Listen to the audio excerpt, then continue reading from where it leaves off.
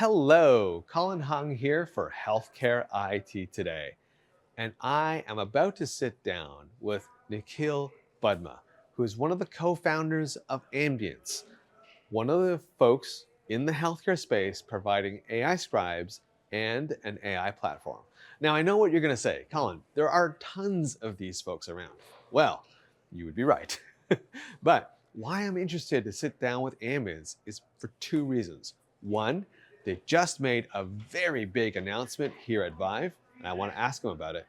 And second of all, he's agreed to come sit down with me to talk to me about whether or not AI scribes are actually a commodity, and whether we are headed for a time when solutions like Ambience are just going to be embedded into an EHR and there's only going to be one choice, or are we headed for a world where provider organizations can choose the different AI technologies that they want to deploy in specific circumstances. I can't wait for you to hear what Nikhil has to say. Let's get to it. Well, Nikhil, welcome to the program. Thank you for having me. It's incredible. I'm excited to talk with you because you've got some big news. We'll get to that in a second. But also, I want to dive a little bit deeper into AI scribes with you because there's been a lot of change that's happened over the last 18 months. So are you ready to dive in? For sure. I mean, the world went from not really being clued into AI to the ChatGPT moment to all of a sudden every clinician wants an AI scribe. So it is like we were on an AI bullet train, right? Like it is just being super accelerated. You know, I don't even know how to look out the window and assess AI properly nowadays, but it's been great. Yeah. And in fact, that's really what I want to start talking to you about. Like, you know, rewind to 18 months ago, to your point, we kind of knew about AI. We were all scared by it. We're thinking Terminator, we're thinking this and that. And honestly, a lot of the vendor community sprinkled AI on everything, right? It was kind of touted as this miracle drug that was going to solve all of healthcare problems. And funny enough, over those 18 months, we started to dive more into that hype. And organizations like the American College of Radiology down here in the US, and then Ontario MD in Canada, actually did some studies around AI scribes and whether or not it actually does help physicians and clinicians. It turns out it does. Surprisingly, the result was that AI scribes really do work. They really do save time. They reduce burden. I know I'm preaching to the choir because you're in this space. But talk to me a little bit about that, because now that it actually is, I'll say, accepted that AI scribes can make a difference, does that mean all AI scribes are the same? No, it's a great question, and it's a great context. I think you're absolutely right. I think if we rewind time back to about 18 months ago, the concept of AI was just so foreign to our industry. And it was the topic of conversation, maybe in specific innovation-oriented corners of the health system. But it wasn't really until the beginning of last year that we started to see more mainstream attention to the topic within the core decision-making centers of health systems. And I think the story of 2024 was a small number of CIOs, CMIOs, sort of at the leading edge, faced with this massive latent demand from their clinicians after being burnt out through COVID, decided, look, we've got to try something to address this problem for our clinicians. And so I think we saw a range of institutions in 2024 decide to take sort of this plunge into AI scribing. And I think part of it is it's a technology where you can demo it and see the opportunity and the potential so quickly. And that's ultimately what made it very easy for people to try. And so I think healthcare is huge. And so organizations ended up picking one or two sort of technology vendors to partner with and test in small quantities in 2024. And I think now, sitting back and looking at 2024 in review, we're seeing sort of a range of results as you talk to various institutions across the country. I do think the question you asked is top of mind for a lot of folks. Is this a commodity? One of the organizations that we work with, Cleveland Clinic, they just announced their 5-year exclusive partnership with Ambience this morning. They wanted to put that to the test themselves. And so last year, they did what most people would think was crazy. but they decided they were going to run a 5-way evaluation across all the leading players in the field. And the question that they were trying to answer is, are there any differences between these technology players? And so they identified 100 plus clinicians across 40 different specialty areas, had a cohort of those physicians actually try every single one of those platforms. They collected data across the integration, the experience, clinician satisfaction, burnout, time savings, adoption across those specialties and subspecialties, as well as can you see measurable time savings in the EHR, and can you actually see a positive financial ROI from implementing the technology? They actually presented some of the results here at Vive yesterday. And I think a couple of observations. The first was that they actually saw a pretty distinct trend of adoption across various specialties and subspecialty areas. I think one of the misunderstood problems around the clinical workflow is how the workflow changes, how documentation changes as you go from one specialty to another. So you think about if you've got a human scribe trained for the primary care setting, and one day you ask him, hey, any chance you can moonlight in the oncology ward? What's the probability that human scribe's going to succeed? Pretty low. Pretty low. You take that same human scribe in the oncology ward and you put them in the emergency department. What's the probability they're going to succeed? Incredibly low. And part of it is the medicine being practiced in every area is incredibly different. The documentation looks completely different, but then the workflow in the EHR also looks different. So oncology, for instance, 70% of the visits are follow-up visits. I'm curious if you were to guess when most of the documentation is completed for an oncology visit, whether it's before, during, or after a follow-up visit. What would you guess? I would guess after. It's actually before. Wow, okay. And that's very different from a primary care physician where the vast majority of documentation is written during or after the visit. And then you compare that to the workflow of the emergency medicine setting where you got a patient coming in, you're talking to the paramedic, then you're talking to their family, then you go jump to 5 other patients, you come back when their blood work is done, and you've got all this intermediate documentation that has to be produced all the way. And if this patient's particularly sick and you don't know what's going on, you've got to collaborate with multiple specialists to actually get to an understanding of what's going on with this patient's health. And that workflow obviously is completely different from the one-to-one 15 or 20-minute conversation in a primary care setting. And so I think those are the kinds of differences that Cleveland Clinic started to unearth, which is that there's some companies that have built these technologies like one monolithic system where they take a primary care shaped product, they try to give it to the specialist, they try to give it to the ED docs, and they realize the adoption just isn't there. And I think one of the big realizations that came out of this, what they call the Great American Bake Off, is ambient listening isn't one product, it's like 50 different products that you have to build because the workflows and the medicine, the documentation within every single one of these specialties is so different. So first of all, what I'm hearing is that ambient scribes, AI scribes are not all the same. But is it really now the technology is the same and it just needs to be trained differently for every single specialty? Or is it like, no, these are completely different tech that's underpinning all of this? Like, help me there, because what I'm hearing you is saying, yes, you can't use the same thing in oncology that you use in emergency department, but does that mean you need different tech, or is it the same tech, just different training? Yeah, I think that's a good question. And I think there's a lot of analogies to previous generations of AI technology and machine learning technology, right? If someone asks you the question, what's better? Is it ChatGPT, or is it Claude from Anthropic, or is it Grok? Or if someone asks you, which self-driving car is better? Is it Waymo or is it Cruise? It's a hard question to answer until you actually try it for your use case.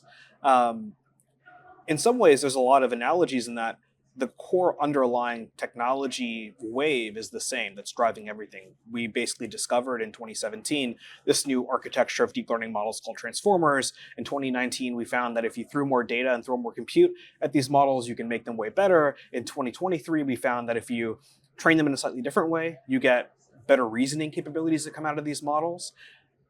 But the question for applying these technologies in healthcare is, well, how well does it actually understand the medicine of what's happening in that visit? How well does it actually navigate all the edge cases that will inevitably come in a real world clinical setting? And have you done a really good job of fine-tuning these technologies to operate well in these environments? And do you have a rigorous infrastructure for evaluation?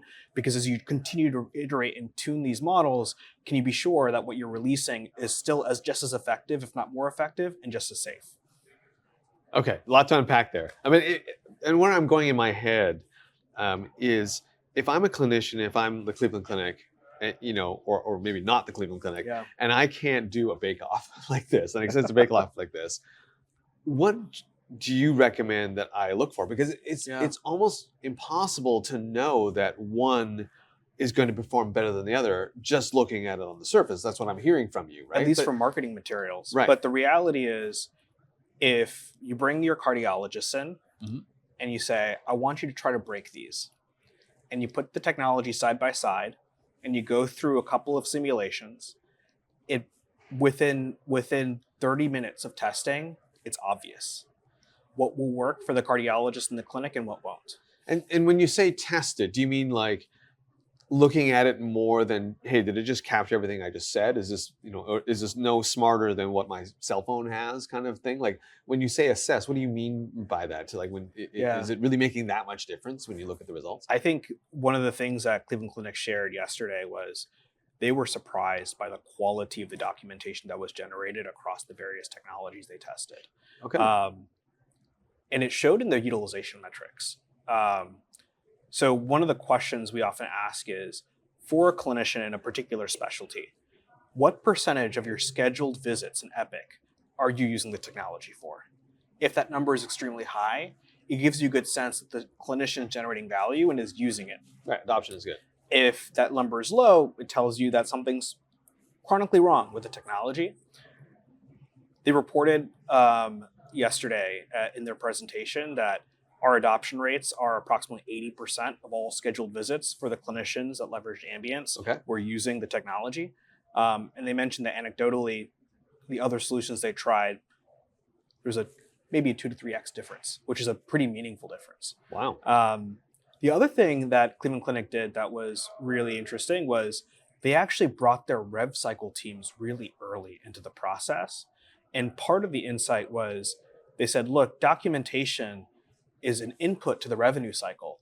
And if there's mistakes in what's done at the point of care, that can create downstream problems. It can increase CDI queries. It can increase denials. It can reduce billings per chart. And so they wanted RevCycle involved early to actually evaluate and almost like forensically inspect the quality of the documentation that was being generated. And there too, they saw pretty dramatic differences across technologies. And they said, look, there's some technologies that are being built that are coding aware and understand all those downstream requirements of RevCycle. And those, you're going to actually improve coding accuracy and coding performance across the clinician base.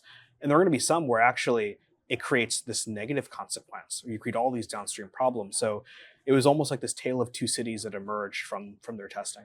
Right. So what I'm hearing again here is that the note that the ambient scribe, the AI scribe is trying to create has to serve multiple masters, right? Like it's got to serve the clinician. Yep. It's got to serve, frankly, the patient way downstream, but RevCycle.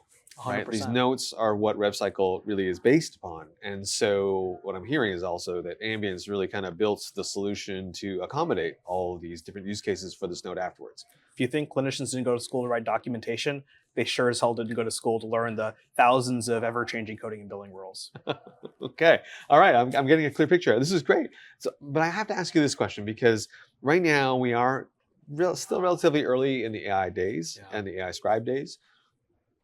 I got to get your opinion on this. Are we heading for a day where it's just embedded and you only have one solution available to you in your EHR? Or are we headed to a world where it's agnostic, where you'll be able to choose the AI that you want to use within the great monolith EHR system? Where do you think we're going to end up? I think there's probably a short-term trend and there's a long-term trend. Okay. I think the short-term trend is, as most institutions are thinking about ambient listening, they realize it's such a core infrastructural component of their operations. And so there's a high bar to getting it right. And so There's a number of institutions in 2024 that selected a technology, piloted it, rolled it out to a small number of clinicians, and they're starting to realize, oh my gosh, I'm not seeing adoption across my specialists. I'm not seeing adoption in the ED. I'm not seeing adoption in the inpatient setting. There's groups where they've also brought in RevCycle and they've brought in third-party auditors to look at their coding performance, and they're realizing there's huge gaps that we're seeing. And I think most of those institutions are starting to build this idea that actually in 2025, we should move to a multi-vendor approach with the goal of trying to understand the pros and cons of all the various technologies before making a long-term platform decision. I do think that in the long term, it makes a lot of sense for an institution to decide to pick one partner and build into the future with that one partner. And the reason is actually pretty easy to understand. If you think about the AI coworker, the AI assistant for a primary care physician, and the AI assistant for a cardiologist, there's actually a ton of synergy that comes from using the same technology for both. Because you can imagine you've got a patient in primary care, they get referred to cardiology. The ability to have one shared brain and one platform across those settings of care makes it easier to quarterback that patient effectively and make sure that cardiologist has all the right context from primary care to make a good decision. And vice versa, once the cardiologist assesses that patient, and now this patient has to be managed long-term in primary care, the same shared brain can make sure that all the context can be translated in a way that's useful to the primary care physician and then transferred back to the primary care physician. I think similarly, you talk to a lot of organizations and you ask, hey, you've got these big problems with case mix index in the inpatient setting. You're discharging patients and the documentation and the coding doesn't capture the complexity of that patient. Where did the problem originate? And they do this sort of like root cause analysis and trace the source of the issue all the way back. And they realize the issue was actually in the emergency department when that patient was first admitted.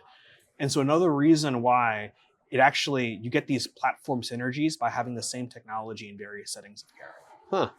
That is, I gotta be honest, that's not the answer I expected. I mean, you're talking about short term, it's, I would say more of a best of breed approach. Let me choose the vendors and the AI technologies that I want to use. But you're saying that down the road, that's going to become more, hey, I just need to pick a platform, and that's the one because I get some advantages to it versus having 19 or 20 specialized AIs, one for gastro, one for this, one for that. You're saying it's better off to have one over time. 100%. And I mean, already we're seeing application rationalization in the CIO's office. They're struggling, juggling, of course, hundreds of these clinical point solution applications. Right. No one wants 1,000 vendors, right? Like, let's be honest. Most of the CIOs would be like, look, I'd be happy with 100, but those 100 have to perform well. Yeah. So I think that's the other key. Well, we've talked a lot about sort of AI at the high level. What really is and does make Ambience so different? Yeah. I think part of it is, on the core technology piece, it's this obsession over the workflows and not settling to say that we're going to try to shove a primary care oriented product down the throat of specialists or down the throat of an inpatient doctor, just recognizing and honoring that those clinical workflows are different and treating each of those products almost as different products. I think that's the first piece. Okay. I do agree with you that the second piece is recognizing that documentation has many stakeholders and honoring every single one of those stakeholders in the process of designing and building and architecting the platform. I'll bring up a third, which we haven't touched upon yet, which is that I think increasingly you think about the world of the CIO. They're probably being pitched a new AI use case every single week. And they're looking at this portfolio of requests coming from all across the institution. And they're thinking to themselves, if I get even one or two of these projects done this year in 2025, I'll be a hero.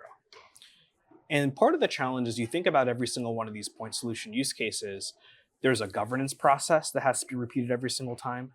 There's an integration process, the read-write into systems of record that has to be repeated every single time. Sure. And you think about the windows of engagement with the clinician and the patient, that's valuable real estate. And you can't overload that. You have to be very thoughtful about how that's used. And so once an institution has sort of found a platform of choice, I think we're going to increasingly find CIOs partnering with that platform of choice to actually enable and accelerate more AI applications. So for instance, already, we've gone away from just ambient listening, and we talked about oncology and how so much of the work happens before the visit. We're already working with several health systems to build a pre-charting solution. So how do we help clinicians catch up on the entire context of the visit? And that feeds into ambient listening to create a much more rich ambient listening experience. We're also working with a health system right now on, once you've got this after visit summary for this patient, that's just a piece of paper or it's a message in my chart. How do you turn that into a patient-facing agent that can quarterback that patient through conversations and make sure, did you pick up your medication? Did you get that PET scan? I see we got some lab orders in, but I don't see the results yet. Did you actually go into Quest to get that lab result? And you can imagine how that starts to then become a much more sort of cohesive way to quarterback a patient from one setting of care to another. But I think we're noticing is today it's about ambient listening, but tomorrow it's about what is the whole portfolio of AI use cases that sit around ambient listening, where 1 + 1 = 3, and we can reuse the same infrastructure and get these platform effects. See, I was going to ask you the next question of like, where are you going with Ambience? But I think you just answered that in terms of you're talking about expanding beyond this, the listening and the scribing. You're getting into what you call the pre-visit notes and all those other applications using that technology that's already there on that platform you got. So I just wonder though, we're not heading for a precog, so like we are in Minority Report, right? Whether you're talking about the pre-visits, no, I'm kidding. Well, you've shared, so much great information with me today. Where can people go to learn more about Ambience? Yeah, I mean, you can find us at ambiencehealthcare.com. I think there's also been just an incredible amount of press that's come out this week. So, but welcome to reach out to me if you've got any questions. Yes, and final note, yes, that was the breaking news. You kind of worked it right into what your answer was, but of course, congratulations on getting chosen by Cleveland Clinic. Not something that was easy, this great American bake-off that they did. So way to come out on top with some very big names in the AI industry. So good for you guys. Good for you guys. Very proud of the team. They've worked incredibly hard, and I think the decision from Cleveland Clinic is reflective of the intentionality and the hard work and commitment to outcomes that the team puts in. Well, Nikhil, thank you so much for being on our program. Really appreciate your time. Thank you, Colin. Hey, I want to thank Nikhil for coming on camera with me and giving me those fantastic answers. I really appreciated the insights he gave on, whether we're headed for a world of, best of breed AI or a single platform. I was actually surprised at his answer about single platform. I appreciated how he highlighted the fact that, the reason why Cleveland Clinic chose Ambience over some of the other larger incumbent AI solutions is because they took the time to make sure that the resulting note can serve the needs of all the different stakeholders of that note, including the RCM folks. So really appreciated that. And it certainly, I think, makes it very interesting to track the AI space to see who is going to end up on top and who are going to end up being the major players. Well, I hope you enjoyed this interview. I certainly enjoyed the conversation. And if you want to see more, head on over to healthcareittoday.com, where we have a lot more videos like this. Also, mash that like button and click subscribe. I'm Colin Hung for Healthcare IT Today. Thanks for watching this, and I'll catch you on the next video.